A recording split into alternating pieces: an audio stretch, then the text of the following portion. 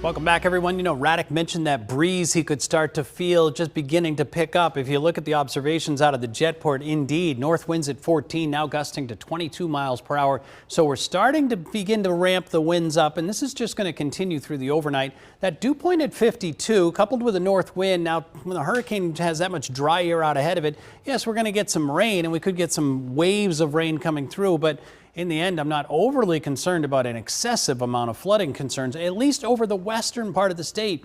May see more prolific rainfall amounts and heavier rain over down east.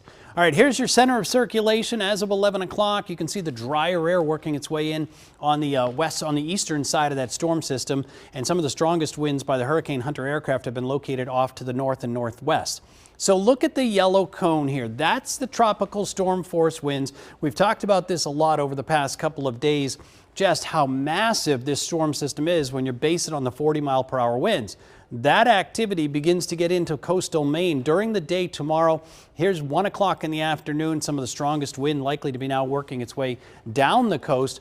And by the evening hours, it continues to push off, and we will see improvement here by tomorrow night and especially on Sunday. But as far as tomorrow goes, York and Cumberland County gusting to 50 miles per hour. Rainfall amounts about an inch, so no big changes there. Lesser amounts would be found over western areas, closer to an inch, maybe as you work your way closer to the mid-coast. Speaking of, amounts then vary 1.5 inches to maybe 2.5 inches across the mid-coast. There's going to be bands of rain, so the farther east you go, the stronger the heavier those rain is going to be. Winds gusting close to 50 miles per hour. Capital District, Augusta, Waterville, Windsor area, again, dealing with the wind because of the size of that storm. Not much in the way of rain, so I'm not overly concerned about flooding.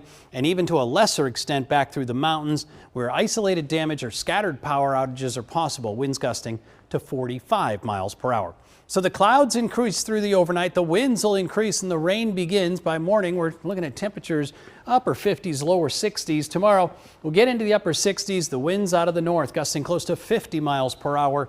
Tropical storm warnings remain in effect with those high winds and downpours, and that's the nature of it. It's sort of squally. You'll get a band of rain, and then there won't be much going on. In fact, the sun may try to break through, and then you get a band of rain, but the wind is going to be swirling about as well. Sunday looks good, showers on Monday, and the rest of the week looks great.